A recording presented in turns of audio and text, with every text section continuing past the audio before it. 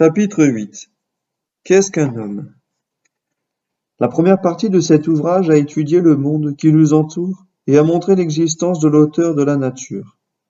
Il convient maintenant d'examiner ce que l'être humain afin de mieux connaître ce que nous sommes, suivant la célèbre maxime gravée au fronton de Delphes, en Grèce.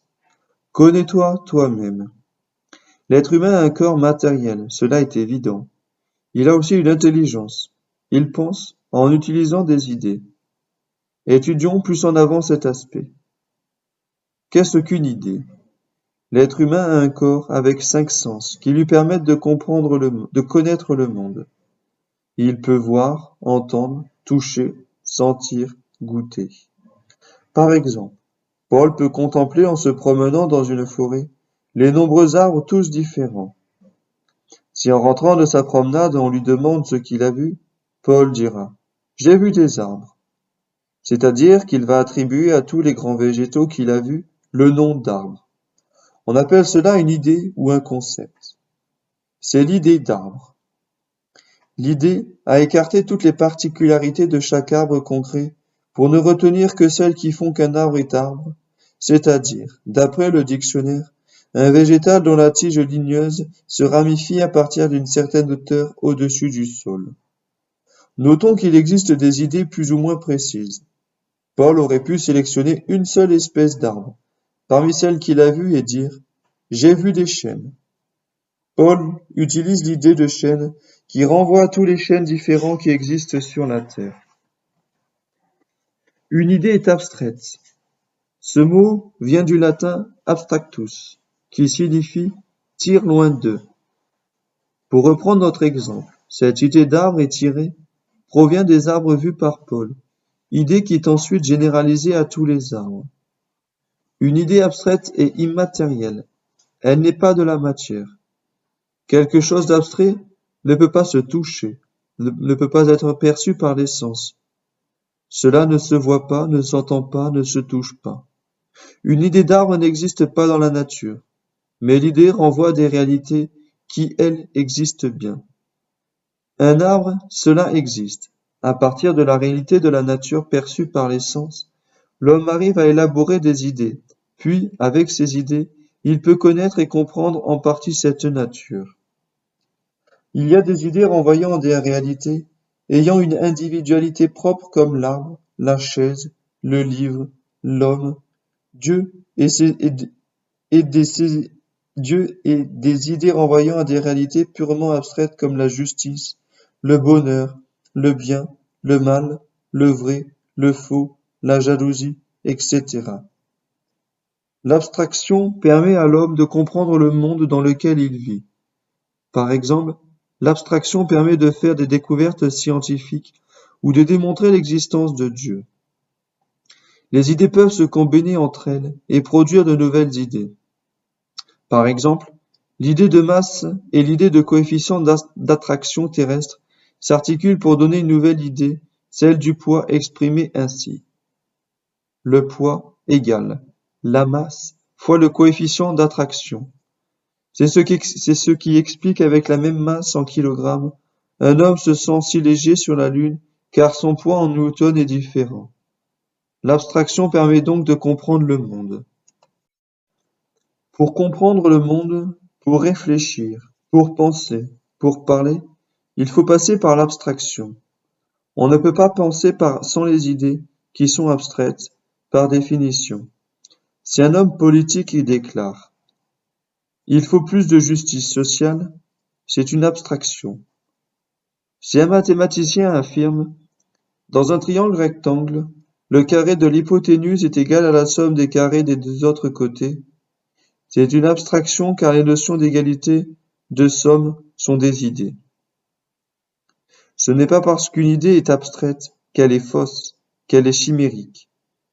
L'idée d'arbre est une idée qui a du sens car les arbres existent dans la réalité concrète. L'idée d'éléphant rose est imaginaire car un éléphant rose, ça n'existe pas.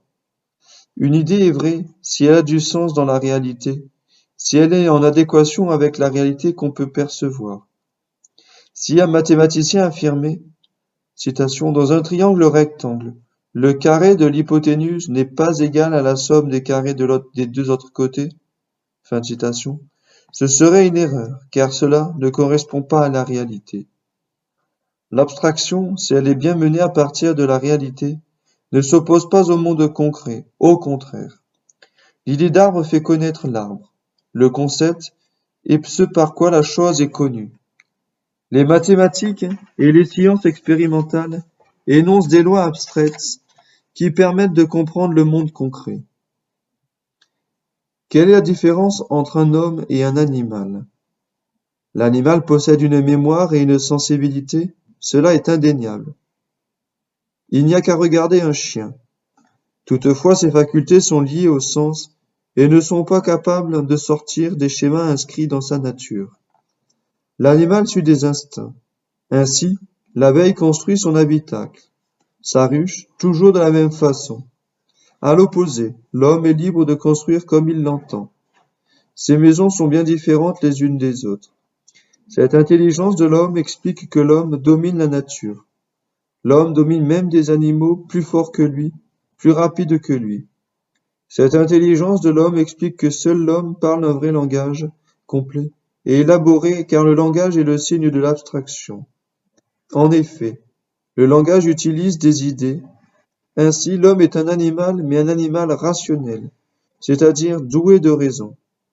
La raison s'appelle aussi la pensée ou l'intelligence. La supériorité de l'homme sur l'animal ne se constate pas uniquement sur le plan de l'intelligence, mais aussi sur le plan de la sensibilité. Prenons un exemple, pour comprendre la différence entre l'homme et l'animal. Imaginez que vous partez en promenade avec votre chien et que vous regardiez un beau coucher de soleil.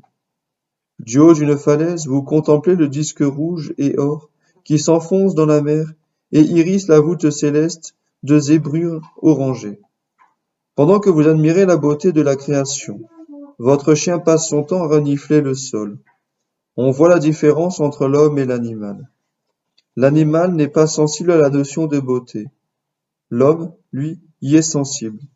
Par l'intelligence, l'homme est capable de vrai, et par la sensibilité, il est capable de beau. La pensée est-elle produite par le cerveau? Le cerveau est de la matière. Il est composé de cellules, de substances relayant le courant électrique, etc. La philosophie matérialiste affirme que tout est matière, que le cerveau est la cause de la pensée. En réalité, le cerveau est une condition de la pensée, il n'est pas à l'origine de la production de la pensée.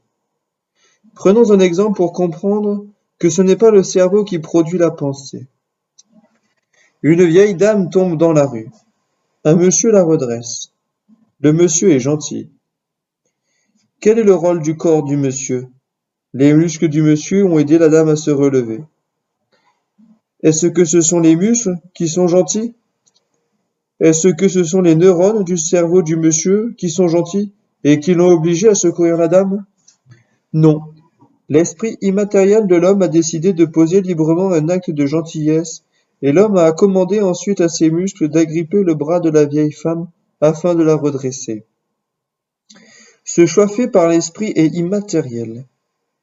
Il n'y a pas de règne de gentillesse, de cellules de bonté, de particules d'égoïsme, car la gentillesse, la bonté, l'égoïsme sont immatériels, alors que les gènes, les cellules, les particules sont matérielles. Une idée est immatérielle. Pensez très fort à une glace à la vanille. Si on ouvre votre crâne à ce moment-là, trouvera-t-on de la vanille dans votre cerveau? Suite de l'histoire. Pourquoi cette dame est-elle tombée? Parce que, pour s'amuser, un type bizarre lui avait fait discrètement un croche-pied. Elle s'est cassé la jambe. Un policier qui a tout vu arrête le délinquant. Est-ce que le tibia et les orteils de cet individu sont méchants? Est-ce qu'un médecin pourrait examiner et diagnostiquer la méchanceté dans les cellules du cerveau de cet homme? C'est plutôt un juge qui va examiner cet individu. Et le juge ne jugera pas le cerveau de l'homme, mais la méchanceté de l'homme, son esprit méchant et sa responsabilité. Cependant, il est vrai que de même que nos jambes nous servent à marcher, courir ou sauter, De même, le cerveau permet à notre intelligence de s'exercer. Le cerveau étant l'organe de la pensée, les capacités ou déficiences physiques du cerveau permettent à notre pensée d'être performante ou non. Les handicapés mentaux ont une âme humaine tout comme nous, puisqu'ils ont la nature humaine. Mais par suite d'un dysfonctionnement corporel, elle ne peut se manifester comme un sourd ne peut entendre ou un aveugle voir. L'activité organique de la formulation d'une idée utilise le cerveau. L'esprit est lié au corps, mais il le dépasse puisque l'esprit peut librement diriger le corps. L'homme méchant n'était pas obligé de faire tomber la vieille dame, il l'a choisie. L'homme gentil n'était pas obligé de secourir la vieille dame. Il l'a voulu librement, sans avoir besoin d'un neurone de bonté pour cela. L'homme n'est pas déterminé par son corps. La preuve, c'est que l'homme méchant peut devenir gentil, et vice-versa. Si la pensée était d'origine matérielle, le libre choix ne serait pas possible. Des connexions électriques préétablies décideraient pour nous. En conclusion, le cerveau permet l'exercice de la pensée, mais le cerveau ne produit pas la pensée, car le cerveau est matériel et la pensée est immatérielle. La matière ne peut donc pas donner ce qu'elle n'a pas, et elle ne peut pas produire l'esprit. Les matérialistes qui affirment que tout est matière font une grossière erreur au moment même où ils énoncent cette idée. Car dire tout est matière est une idée. Cette idée philosophique n'est pas causée par le cerveau, elle est abstraite et donc immatérielle.